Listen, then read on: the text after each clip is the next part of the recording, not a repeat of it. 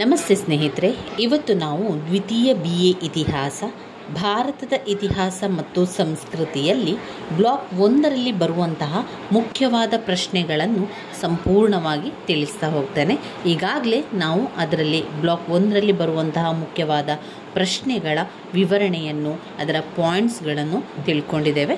ಇವತ್ತು ಬ್ಲಾಕ್ 1ರಲ್ಲಿ ಬರುವಂತಹ ಪ್ರಶ್ನೆಗಳ ಬಗ್ಗೆ ಹಾಗೆ ಅದರಲ್ಲಿ ಬರುವಂತಹ ಪಾಯಿಂಟ್ಸ್ಗಳನ್ನು ಮಾತ್ರ ನಿಮಗೆ ತಿಳಿಸ್ತಾ ಹೋಗ್ತೇನೆ.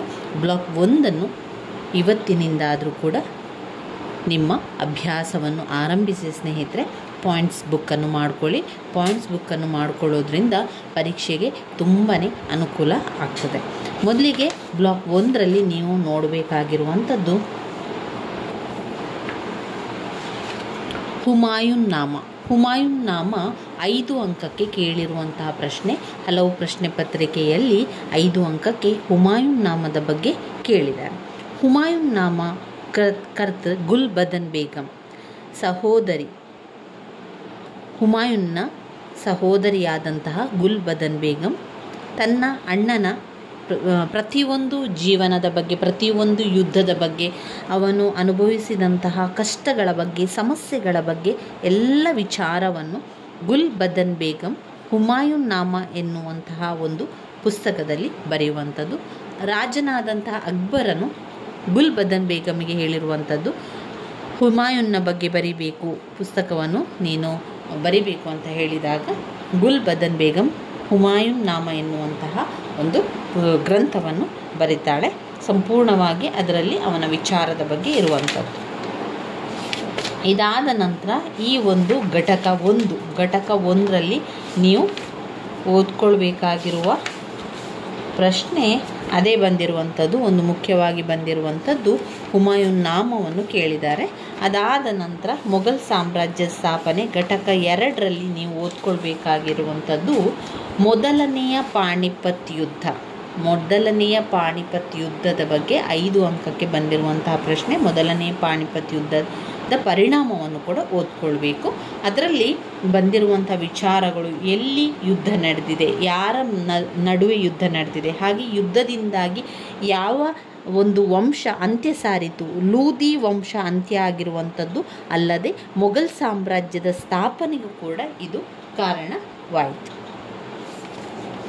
ಇನ್ನು ನೀವು ಇದರಲ್ಲಿ ಓದ್ಕೊಳ್ಳುವಂತಹ ಪ್ರಶ್ನೆ ಯಾವುದು ಅಂತ ನೋಡುವ. ಇವಿಷ್ಟು ಘಟಕ 1 ಮತ್ತು ಘಟಕ 2ರಲ್ಲಿ 5 ಅಂಕದ ಪ್ರಶ್ನೆಗಳನ್ನಷ್ಟೇ ಕೊಟ್ಟಿದ್ದಾರೆ. ಇನ್ನು ಮುಂದೆ ಹೋದಂತೆ ಹಲವು ಪ್ರಶ್ನೆಗಳು 15 ಅಂಕದ ಪ್ರಶ್ನೆಗಳೆಲ್ಲ ಬರುವಂಥದ್ದು. ಘಟಕ 3ರಲ್ಲಿ ಬಂದಿರುವಂತಹ 15 ಅಂಕದ ಪ್ರಶ್ನೆ ಶೇರ್ ಶಹನ ಸುಧಾರಣೆಗಳು. ಶೇರ್ ಶಹನ ಸುಧಾರಣೆಗಳ ಪಾಯಿಂಟ್ಸ್ಗಳನ್ನು ಕೂಡ, ಅದರ ವಿವರಣೆಯನ್ನು ಕೂಡ ನಾನು ಈಗಾಗಲೇ ಹಿಂದಿನ ವಿಡಿಯೋದಲ್ಲಿ ನಾನು ತಿಳಿಸಿದ್ದೇನೆ, ಅದನ್ನು ನೋಡಿಕೊಳ್ಳಿ. ಇಲ್ಲಿ ಪಾಯಿಂಟ್ಸನ್ನಷ್ಟೇ ಹೇಳ್ತಾ ಹೋಗ್ತಾನೆ. ಶೇರ್ ಶಹನ ಸುಧಾರಣೆಗಳಲ್ಲಿ ಕೇಂದ್ರಾಡಳಿತದಲ್ಲಿ ಸುಧಾರಣೆ, ಅದರಲ್ಲಿ ಬರುವಂತಹ ಮತ್ತೆ ಸಬ್ ಪಾಯಿಂಟ್ ಸುಲ್ತಾನ್ ಮತ್ತು ಇಲಾಖೆಗಳು. ನಂತರ 2ನೇ ಒಂದು ಪಾಯಿಂಟ್ನಲ್ಲಿ ಪ್ರಾಂತ್ಯಾಡಳಿತದಲ್ಲಿ ಸುಧಾರಣೆ. ಪ್ರಾಂತ್ಯಾಡಳಿತ ಸುಧಾರಣೆಯಲ್ಲಿ ಒಂದು ಸರಕಾರ ಮತ್ತು ಪರಗಣಗಳು ಮತ್ತು ಗ್ರಾಮಗಳು. 3ನೇ ಪಾಯಿಂಟ್ನಲ್ಲಿ ಭೂಕಂದಾಯದ ಸುಧಾರಣೆ. ಈ ಒಂದು ಪ್ರಶ್ನೆಯನ್ನು 10 ಅಂಕಕ್ಕೆ ಕೇಳಿದ್ದಾರೆ. ಯಾವ ರೀತಿ ಪ್ರಶ್ನೆಯನ್ನು ಕೇಳ್ತಾರೆ? ಶೇರ್ ಶಹನ ಭೂಕಂದಾಯದ ಸುಧಾರಣೆಗಳನ್ನು ತಿಳಿಸಿ ಅಂತ ಕೇಳ್ತಾರೆ. ಶೇರ್ ಶಹನ ಭೂಕಂದಾಯದ ಸುಧಾರಣೆಗಳಲ್ಲಿ 3 ಪಾಯಿಂಟ್ಸ್ಗಳನ್ನು ಕಾಣ್ಬೋದು. 1, ವ್ಯವಸಾಯ ಉತ್ಪನ್ನಗಳ ಹೆಚ್ಚಳ ಮಾಡುವುದರ ಬಗ್ಗೆ. 2, ಬೇಸಾಯಗಾರರ ಸ್ಥಿತಿಯನ್ನು ಉತ್ತಮಪಡಿಸುವಂಥದ್ದು. 3, ಕಂದಾಯದಲ್ಲಿ ಹೆಚ್ಚಳವನ್ನುಂಟು ಮಾಡುವಂಥದ್ದು. ಈ 3 ಪಾಯಿಂಟ್ಸ್ ಭೂಕಂದಾಯದ ಸುಧಾರಣೆಯಲ್ಲಿ ಬರುವಂಥದ್ದು. ಇನ್ನು ಸೈನಿಕ ಸುಧಾರಣೆ, ಪೊಲೀಸ್ ಸುಧಾರಣೆ, ನ್ಯಾಯಾಂಗ ಸುಧಾರಣೆ, ಬಹು ಉಪಯೋಗಿ ಜನ ಉಪಯೋಗಿ ಕ್ರಮಗಳು, ಸರಾಯಿಗಳು, ಗುಪ್ತದಳ ಇಲಾಖೆ, ಜಾಗೃತ ದಳ, ನಾಣ್ಯದ ಸುಧಾರಣೆ, ಶೇಷನ ಕಟ್ಟಡಗಳು, ಶೇಷನ ಔದಾರ್ಯತೆ, ಸೂರುಮನೆತನದ ಅವನತಿ. ಇವಿಷ್ಟು ನೀವು ಶೇರ್ ಶಹನ ಬಗ್ಗೆ ಕೇಳಿದಾಗ ಬರಿತಾ ಹೋಗಬೇಕು ಸ್ನೇಹಿತರೆ. ಶೇರ್ ಶಹನ ಸುಧಾರಣೆಗಳು 15 ಅಂಕಕ್ಕೆ ಕೇಳ್ತಾರೆ. ಆವಾಗ ನಾವು ಸಂಪೂರ್ಣವಾಗಿ ಶೇರ್ ಶಹ ಯಾವ ರೀತಿಯ ಸುಧಾರಣೆಗಳನ್ನೆಲ್ಲ ಮಾಡ್ತಾನೆ ಎನ್ನುವಂಥದ್ದನ್ನು ಬರಿತಾ ಹೋಗಬೇಕು. ಅಷ್ಟೇ ಅಲ್ಲದೆ ಶೇಷಹನ ಭೂಕಂದಾಯದ ಸುಧಾರಣೆ ಅಂತ ಪ್ರತ್ಯೇಕವಾಗಿ ಕೇಳಿದಾಗ ಭೂಕಂದಾಯದ ಸುಧಾರಣೆಯಲ್ಲಿ ಈ 3 ಪಾಯಿಂಟ್ಸನ್ನು ಇಟ್ಕೊಂಡು ನೀವು ವಿವರಿಸ್ತಾ ಹೋಗಬೇಕು. ಭೂಕಂದಾಯದ ಸುಧಾರಣೆ 10 ಅಂಕಕ್ಕೆ ಕೇಳಿದಾಗ 3ರಿಂದ 4 ಪುಟದಷ್ಟು ನಿಮ್ಮ ಉತ್ತರ ಇರಬೇಕು. ಒಂದು ಪುಟದಲ್ಲಿ ಒಂದೊಂದು ಪಾಯಿಂಟ್ಸ್ಗಳನ್ನು ಹಾಕಿ ವಿವರಣೆಯನ್ನು ಕೊಡ್ತಾ ಬರೆಯಿರಿ. ಈ ವಿವರಣೆಯನ್ನು ಬರಿಬೇಕಾದ್ರೆ ಯಾವುದೇ ರೀತಿಯಲ್ಲಿ ಬರಿತಾ ಹೋಗ್ಬೋದು. ನಿಮಗೆ ಗೊತ್ತಿರುವ ರೀತಿಯಲ್ಲಿ ನೀವು ಯಾವುದನ್ನೆಲ್ಲ ಕೇಳಿರ್ತೀರ ಅಥವಾ ನೀವು ಮೊದಲೇ ಅದರ ಬಗ್ಗೆ ಏನೆಲ್ಲ ಸ್ವಲ್ಪ ವಿಚಾರಗಳು ನಿಮಗೆ ಗೊತ್ತಿದೆ ಅದನ್ನೇ ಬರಿತಾ ಹೋಗುವಂಥದ್ದು. ಇಷ್ಟೇ ನಿಯಮ ಬೇಕು ಅಥವಾ ಇದರ ವಿವರಣೆ ಇದೇ ರೀತಿ ಬೇಕು ಅಂತ ಯಾವುದೇ ನಿಯಮ ಇಲ್ಲ. ಯಾವ ವಿವರಣೆಯನ್ನು ಕೂಡ ಕೊಡ್ಬೋದು. ನಿಮಗೆ ಗೊತ್ತಿರುವ ರೀತಿಯಲ್ಲಿ ವಿವರಿಸ್ತಾ ಹೋಗಿ, ಅದಕ್ಕೆ ಭಯ ಪಡಬೇಡಿ, ಅದನ್ನು ಬರಿತಾ ಹೋಗುವಂಥದ್ದು. ಇನ್ನು ಇದರಲ್ಲಿ ಬರುವಂಥ ಒಂದು ಬೈರಾಮ್ ಖಾನ್ ನೋಡಿ. ಬೈರಾಮ್ ಖಾನ್ 5 ಅಂಕಕ್ಕೆ ಬರುವಂತಹ ಪ್ರಶ್ನೆ. ಅವನು ಯಾರಾಗಿದ್ದ, ಯಾರಿಗೆ ಸಹಾಯ ಮಾಡಿದ, ಕೊನೆಗೆ ಅವನಿಗೆ ಏನಾಯಿತು, ಸಹಾಯ ಮಾಡಿದವರೇ ಅವನನ್ನು ಕೊಲೆ ಮಾಡುವಂಥದ್ದು ಇಲ್ಲಿ ಕಾಣ್ಬೋದು. ಮಾನವೀಯ ಗುಣಗಳಿಗೆ ಕಪ್ಪು ಚುಕ್ಕೆ, ಮಾನವೀಯತೆ ಗುಣಗಳಿಗೆ ಒಂದು ರೀತಿಯ ಕಪ್ಪು ಚುಕ್ಕೆ ಬಂದಂತಾಗಿರುತ್ತದೆ ಬೈರಾಮ್ ಖಾನ್ಗೆ. ಬೈರಾಮ್ ಖಾನ್ ಬದಖ್ಶಾನ್ ಪ್ರಾಂತ್ಯದ ಶಿಯಾ ಪಂಗಡಕ್ಕೆ ಸೇರಿದವನು. ಹುಮಾಯೂನ್ ಮತ್ತು ಅಕ್ಬರ್ ಇಬ್ಬರಿಗೂ ಕೂಡ ಅತ್ಯುತ್ತಮ ಸೇವೆ ಸಲ್ಲಿಸಿದರು. ಯಾರಿಗೆಲ್ಲ? ಹುಮಾಯೂನನಿಗೆ ಮತ್ತು ಅಕ್ಬರನಿಗೆ ಇಬ್ಬರಿಗೂ ಕೂಡ ಉತ್ತಮ ಸೇವೆಯನ್ನು ಸಲ್ಲಿಸಿದವನು ಬೈರಾಮ್ ಖಾನ್. ಮುಂದೆ ಅಕ್ಬರನ ಪೋಷಕನಾಗಿದ್ದನು. 2ನೆಯ ಪಾಣಿಪತ್ ಕದನದ ನಂತರ ಈತನ ಪ್ರಭಾವ ಹೆಚ್ಚಿಸಿತು.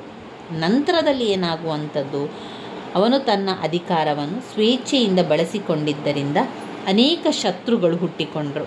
ಅಕ್ಬರನ ತಾಯಿ ಹಮೀದಾ ಬಾನು ಬೇಗಂ, ಸಾಕು ತಾಯಿ ಮಹಿಮಾ ಅನಗ ಮತ್ತು ಆಕೆಯ ಮಗ ಅದಮ್ ಖಾನ್ ಮತ್ತು ಮುನಿಮ್ ಖಾನ್ ಇವರು ಬೈರಾಮ್ ಖಾನ್ನನ್ನು ಮೊಘಲ್ ಆಸ್ಥಾನದಿಂದ ಪದಚ್ಯುತಿಗೊಳಿಸಲು ಅಕ್ಬರನನ್ನು ಪ್ರೇರೇಪಿಸ್ತಾರೆ. ಸಾಕುತಾಯಿ ಆಗಿರ್ಬೋದು, ಹಾಗೆಯೇ ಸಾಕುತಾಯಿ ಎಲ್ಲ ಹೇಳುವ ರೀತಿಯಲ್ಲಿ ಅಕ್ಬರನಿಗೆ ಹೇಳ್ತಾನೆ, ಬೈರಾಮ್ ಖಾನ್ ಬೇಡ, ಬೈರಾಮ್ ಖಾನನ್ನು ಪದಚ್ಯುತಿಗೊಳಿಸಬೇಕು ಅಂತ ಹೇಳಿ ಅವನನ್ನು ಹೊರಗೆ ಹಾಕುವಂಥದ್ದು. ನಂತರ ಏನಾಗ್ತದೆ, ನಂತರ ಅಕ್ಬರನು ಕೂಡ ಕ್ರಿಸ್ತ ಶಕ 1560ರಲ್ಲಿ ತನ್ನ ಸರಕಾರದ ಆಡಳಿತವನ್ನು ತಾನೇ ವಹಿಸಿಕೊಳ್ಳುವನೆಂದು ತಿಳಿಸುವುದಲ್ಲದೆ ಬೈರಾಮ್ ಖಾನ್ ಅವನ ಆಕಾಂಕ್ಷೆಯಂತೆ ಅಧಿಕಾರ ಬಿಟ್ಟು ಮೆಕ್ಕಕ್ಕೆ ಹೋಗಲು ಆಜ್ಞೆ ಮಾಡ್ತಾನೆ. ಅಲ್ಲದೆ ಅಕ್ಬರನು ಫಿರ್ ಮಹಮ್ಮದ್ ಎಂಬುವನನ್ನು ಬೈರಾಮ್ ಖಾನ್ನ ಸಾಮ್ರಾಜ್ಯದ ಗಡಿದಾಟಿ ಹೋಗುವಂತೆ ನೋಡಿಕೊಳ್ಳುವಂತೆ ನೇಮಕ ಕೂಡ ಮಾಡ್ತಾನೆ. ಇದನ್ನು ತಿಳ್ಕೊಂಡಂಥ ಬೈರಾಮ್ ಖಾನಿಗೆ ತುಂಬಾ ನೋವಾಗ್ತದೆ, ಅಪಮಾನ ಕೂಡ ಆಗ್ತದೆ. ರಾಜನ ವಿರುದ್ಧ ಪಂಜಾಬ್ ಪ್ರಾಂತ್ಯದಲ್ಲಿ ದಂಗೆ ಕೂಡ ಹೇಳ್ತಾನೆ. ಅಕ್ಬರನ ಸೈನ್ಯವು ಈತನನ್ನು ಜಲಂಧರ್ ಬಳಿ ಸೋಲಿಸಿ ಅಕ್ಬರನ ನಿರ್ದೇಶನದಂತೆ ಅವನ ಹಿಂದಿನ ಸೇವೆಯನ್ನು ಗಮನದಲ್ಲಿಟ್ಟುಕೊಂಡು ಅವನ ಬಗ್ಗೆ ಉದಾರ ನೀತಿಯನ್ನು ಅನುಸರಿಸಿ ಬೈರಾಮ್ ಖಾನ್ ಮೆಕ್ಕಕ್ಕೆ ಹೋಗುವ ದಾರಿಯಲ್ಲಿ ಅವನ ಹಳೆಯ ದ್ವೇಷಿ ಅಫ್ಘನ್ ನಾಯಕ ಮುಬಾರಕ್ ಖಾನ್ನಿಂದ ಕೊಲೆಗೀಡಾದನು. ಹುಮಾಯೂನ್ ಅಲೆದಾಡುತ್ತಿದ್ದ ಸಂದರ್ಭದಲ್ಲಿ ಹಾಗೂ ಅಕ್ಬರನು ಭಾರತದಲ್ಲಿ ತನ್ನ ಅಸ್ತಿತ್ವವನ್ನು ಕಳೆದುಕೊಳ್ಳುತ್ತಿದ್ದ ಸಂದರ್ಭದಲ್ಲೂ ಇಬ್ಬರಿಗೂ ಮಾರ್ಗದರ್ಶಿಯಾಗಿ ಬೆಂಬಲ ನೀಡಿ ಮೊಘಲ್ ಸಾಮ್ರಾಜ್ಯ ಮತ್ತೆ ಸಂಘಟನೆಗೊಳ್ಳಲು ಕಾರಣನಾದ ಬೈರಾಮ್ ಖಾನನಿಗೆ ಕೊನೆಯ ಕಾಲದಲ್ಲಿ ಅಕ್ಬರ್ ಹೀಗೆ ನಡೆದುಕೊಂಡಿದ್ದು ಒಂದು ಮಾನವೀಯ ಗುಣಗಳಿಗೆ ಕಪ್ಪು ಚುಕ್ಕೆ ನೀಡಿದಂತಾಗ್ತದೆ. ಆರಂಭದಲ್ಲಿ ಬೈರಾಮ್ ಖಾನ್ ಹುಮಾಯೂನನಿಗೆ ಮತ್ತು ಅಕ್ಬರನಿಗೆ ತುಂಬಾ ಸಹಾಯವನ್ನು ಮಾಡಿರ್ತಾನೆ. ನಂತರದ ದಿನಗಳಲ್ಲಿ ಈ ರೀತಿಯ ಬದಲಾವಣೆಗಳು ಉಂಟಾಗುವಂಥದ್ದು. ಇದಾದ ನಂತರ ಈ ಒಂದು ಘಟಕದಲ್ಲಿ ಓದ್ಕೊಳ್ಬೇಕಾಗಿರುವಂಥದ್ದು ಅಕ್ಬರನ ನೀತಿ. ಅಕ್ಬರನು ಸರ್ವಧರ್ಮ ಸಹಿಷ್ಣುತೆಯಿಂದ ಕೂಡಿದ್ದ. ಯಾವುದೇ ಒಬ್ಬ ರಾಜನು ತಾನು ಸಾಮ್ರಾಟ ಅಥವಾ ಚಕ್ರವರ್ತಿ ಎನಿಸಿಕೊಳ್ಳುವುದು ಅವನ ದಂಡಯಾತ್ರೆಗಳು ಸಾಮ್ರಾಜ್ಯದ ನಿರ್ಮಾಣದಿಂದಲ್ಲ, ಬದಲಾಗಿ ಅವನು ಅನುಸರಿಸಿರುವ ಸರ್ವಧರ್ಮ ಸಹಿಷ್ಣು ನೀತಿಯಿಂದ.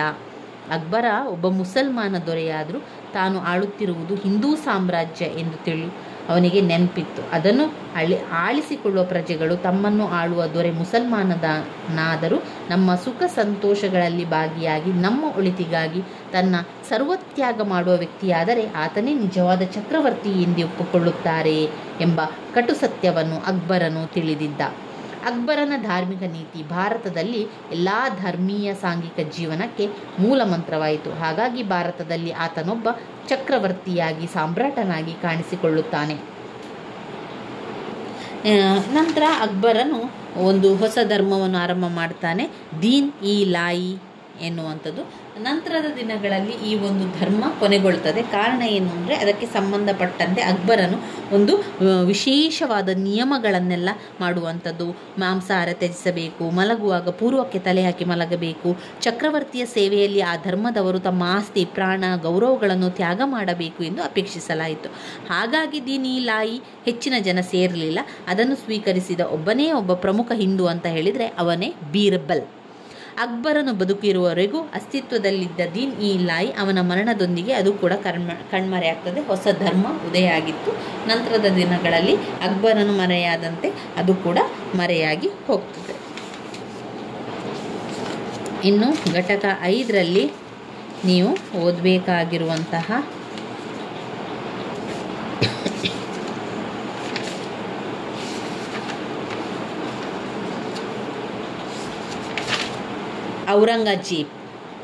ಔರಂಗಜೇಬ್ನ ಧಾರ್ಮಿಕ ನೀತಿ ಕೂಡ ತುಂಬಾ ಮುಖ್ಯವಾಗಿರುವಂಥ ಪ್ರಶ್ನೆ. ಇವನು ಅಕ್ಬರನ ವಿರುದ್ಧವಾಗಿದ್ದವಂಥವನು, ಅಂದರೆ ಅಕ್ಬರನ ವಿರೋಧಿಯಾಗಿ. ಅಕ್ಬರನು ಸರ್ವಧರ್ಮ ಸಹಿಷ್ಣುತೆಯನ್ನು ಹೊಂದಿದ್ರೆ ಔರಂಗಜೇಬ್ ಸಹಿಷ್ಣುತೆಯ ಗುಣ ಇರಲಿಲ್ಲ, ಸಹಿಷ್ಣುತೆಯ ಮನೋಭಾವನೆ ಇರಲಿಲ್ಲ. ಔರಂಗಜೇಬ್ನಲ್ಲಿ ಪರಮತ ಸಹಿಷ್ಣುತೆಯ ಗುಣ ಇರಲಿಲ್ಲ. ಅವನ ಅಭಿಪ್ರಾಯದಲ್ಲಿ ಯಾವುದು ಇಸ್ಲಾಮೇತರ ಪದ್ಧತಿಗಳಾಗಿದ್ದವು ಅವುಗಳೆಲ್ಲ ರದ್ದುಗೊಳಿಸಿದನು. ಉದಾಹರಣೆಗೆ ಆಸ್ಥಾನದ ಖಗೋಳಶಾಸ್ತ್ರಜ್ಞರು, ಜ್ಯೋತಿಷ್ಯರು ಸೇವೆಯಿಂದ ವಜಾ ಮಾಡಿದರು. ಸುಗಂಧ ಉರಿಸುವುದು, ತುಲಾಭಾರ ಕ್ರಮವನ್ನು ನಿಷೇಧಿಸಿದರು. ಆಸ್ಥಾನದಲ್ಲಿ ಸಂಗೀತದ ಸ್ವರವನ್ನೊದಗಿಸಿದನು. ಮಹಮ್ಮದ್ ಪೈಗಂಬರ್ ಹುಟ್ಟಿದ ದಿನದಂದು ಧಾರ್ಮಿಕ ಸಂಗೀತವನ್ನು ನಿಷೇಧಿಸಿದರು. ಉದ್ದ ಅಡ್ಡ ಬೆಳೆಸುವುದನ್ನು, ಜರತಾರಿ ಬಟ್ಟೆ ಧರಿಸುವುದನ್ನು, ಸಾಧು ಸಂತರ ಗೋರಿಗಳ ಬಳಿ ದೀಪ ಹಚ್ಚುವುದನ್ನು, ಮೊಹರಂ ಹಬ್ಬದ ಮೆರವಣಿಗೆಯನ್ನು ನಿಲ್ಲಿಸಿದನು. ಮೊಘಲ್ ಸೇವೆಗೆ ಹಿಂದೂಗಳನ್ನು ಮನ್ಸಬ್ದಾರನನ್ನಾಗಿ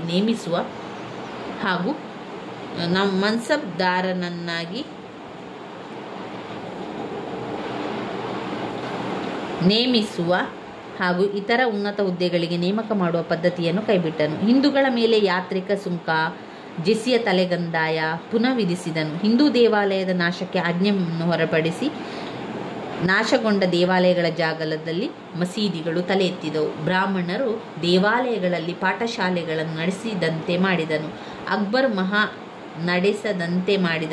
ಅಕ್ಬರ್ ಮಹಾಶಯ ಹಿಂದೂ ಮುಸ್ಲಿಂ ಐಕ್ಯತೆಗೆ ದುಡಿದವರ ವಿರುದ್ಧವಾಗಿ ಔರಂಗಜೇಬನನ್ನು ಒಡೆಯುವ ದುಷ್ಕೃತ್ಯವನ್ನು ಪೂರೈಸಿದನು. ಅವನ ಧಾರ್ಮಿಕ ನೀತಿಯ ಪರಿಣಾಮವಾಗಿ ಜಾಟರು, ಸನ್ನಮಿಯರು, ಬೂಂದೇಲರು, ಸಿಖ್ಖರು, ರಜಪೂತರು ದಂಗೆ ಎದ್ದರು. ಈ ದಂಗೆಗಳು ಮೊಘಲ್ ಸಾಮ್ರಾಜ್ಯದ ಪತನಕ್ಕೆ ಮೂಲ ಕಾರಣವಾದವು. ಇದು ಔರಂಗಜೇಬ್ನ ಬಗ್ಗೆ ಬರಿತಾ ಹೋಗಬೇಕು. ನಾವು ಈಗಾಗಲೇ ಅದರ ಬಗ್ಗೆ ತಿಳ್ಕೊಂಡೆವು. ಇನ್ನು ಈ ಒಂದು ಬ್ಲಾಕ್ನಲ್ಲಿ ತುಂಬಾ ಮುಖ್ಯವಾಗಿರುವಂತಹ ಪ್ರಶ್ನೆ ಮೊಘಲ್ ಸಾಮ್ರಾಜ್ಯದ ಅವನತಿಗೆ ಕಾರಣಗಳು. ಇದರ ಪಾಯಿಂಟ್ಸ್ಗಳನ್ನಷ್ಟೇ ನಾನು ಹೇಳ್ತಾ ಹೋಗ್ತೇನೆ. ಇದರ ವಿವರಣೆಯನ್ನು ಈಗಾಗಲೇ ನಾನು ನಿಮಗೆ ಕೊಟ್ಟಿದ್ದೇನೆ. ಮೊಘಲ್ ಸಾಮ್ರಾಜ್ಯ ಅವನತಿಯಾಗಲಿಕ್ಕೆ ಕಾರಣ ಏನು? 1ನೇ ಪಾಯಿಂಟ್, ಉತ್ತರಾಧಿಕಾರತ್ವದ ಕಾಯ್ದೆ ಜಾರಿಯಲ್ಲಿರಲಿಲ್ಲದಿದ್ದುದು. 2 ಧಾರ್ಮಿಕ ನೀತಿ. 3 ಔರಂಗಜೇಬ್ನ ದಕ್ಕನ್ ದಂಡಯಾತ್ರೆ. 4 ಭಾರತದಲ್ಲಿ ಮುಸ್ಲಿಂ ಪ್ರಭುತ್ವ ಸ್ಥಾಪನೆ. 5 ಮೊಘಲ್ ಅರಸರ ದುಂದುವೆಚ್ಚ ಮತ್ತು ಭೋಗವಿಲಾಸ ಜೀವನ. 6 ಮೊಘಲ್ ಸಾಮ್ರಾಜ್ಯದ ವೈಶಾಲತೆ. 7 ಸೈನ್ಯದ ಅಶಿಸ್ತು ಮತ್ತು ಅದಕ್ಷತೆ. ಶ್ರೀಮಂತ ಸರದಾರರ ಪ್ರಾಬಲ್ಯ. ರೈತರ ದಂಗೆಗಳು. ಅಸಮರ್ಥ ದೊರೆಗಳ ಆಳ್ವಿಕೆ. ವಿದೇಶಿಯರ ದಾಳಿ. ಇವಿಷ್ಟು ಮೊಘಲ್ ಸಾಮ್ರಾಜ್ಯದ ಅವನತಿಗೆ ಕಾರಣಗಳಾಗಿದೆ. ಘಟಕ 6ರ ತನಕ ನಮಗೆ ಬ್ಲಾಕ್ 1ರಲ್ಲಿ ಬರುವಂಥ ಪ್ರಶ್ನೆಗಳಾಗಿದೆ. ಇವಿಷ್ಟು ಪ್ರಶ್ನೆಗಳು ನೀವು ಓದಲೇಬೇಕಾಗಿರುವಂಥ ಪ್ರಶ್ನೆಗಳು ಸ್ನೇಹಿತರೆ.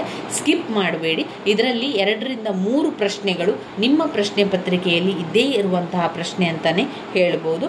ತುಂಬಾ ಮುಖ್ಯವಾಗಿರುವಂಥ ಪ್ರಶ್ನೆಗಳು ಇವೆಲ್ಲ. ಇದನ್ನು ಸ್ಕಿಪ್ ಮಾಡದೆ ಪಾಯಿಂಟ್ಸ್ ಬುಕ್ಕಲ್ಲಿ ಪಾಯಿಂಟ್ಸನ್ನು ಬರೀರಿ, ಹಾಗೆ ಓದ್ಕೊಳ್ಳಿ, ಬಾಯ್ಪಾಠ ಮಾಡಿ ಆದರೂ ಕಲ್ತ್ಕೊಳ್ಳಿ.